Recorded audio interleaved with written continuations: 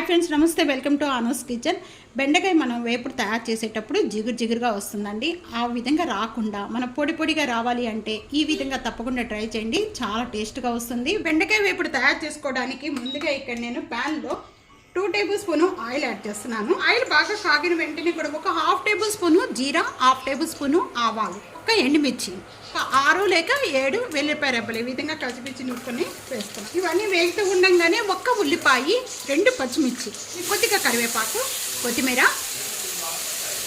ఇవన్నీ కూడా మీడియం ఫ్లేమ్లో పెట్టుకొని మంచి కలర్ వచ్చే వరకు కూడా వేయించుకోవాలి.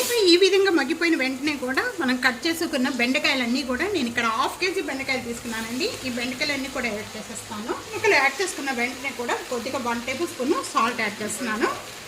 సాల్ట్ యాడ్ చేయడం వల్ల తొందరగా మగ్గిపోతుంది. మూత పెట్టుకోకుండా ఈ విధంగానే ఒక 2 మినిట్స్ వరకు కూడా వేయించుకోవాలండి. ఈ విధంగా మీడియం ఫ్లేమ్లో పెట్టుకొని ఈ విధంగా వేయించుకోవాలి. బెండకాయ కలర్ చేంజ్ అయిపోయిందండి. ఈ విధంగా కలర్ చేంజ్ అయిపోయిన వెంటనే కూడా ఇప్పుడు మనం హై ఫ్లేమ్లో పెట్టేసేసుకొని ఒక 2 మినిట్స్ వరకు కూడా ఈ విధంగా కలుపుకోవాలి.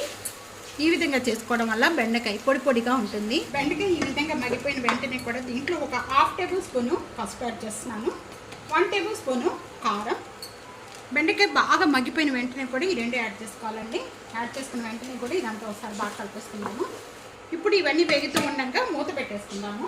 మూత పెట్టుకోవాలి. మూత పెట్టుకొని ఒక 3 మినిట్స్ వరకు కూడా మీడియం ఫ్లేమ్లో పెట్టి కుక్ చేసుకోవాలి. ఒక 2 మినిట్స్ అయిపోయిన తర్వాత ఓపెన్ చేద్దాం. బెండకాయ బాగా మగ్గిపోయింది. ఈ విధంగా మగ్గిపోతే చాలు. బెండకాయ వేపుడు ఈ విధంగా తయారు చేసుకోవడం వల్ల జిగురు లేకుండా చాలా టేస్ట్గా పొడిగా వస్తుందండి. తప్పకుండా ఇదే విధంగా ఒకసారి ట్రై చేసి మీకు ఎలా ఉందనేది కామెంట్స్లో తెలియజేయండి.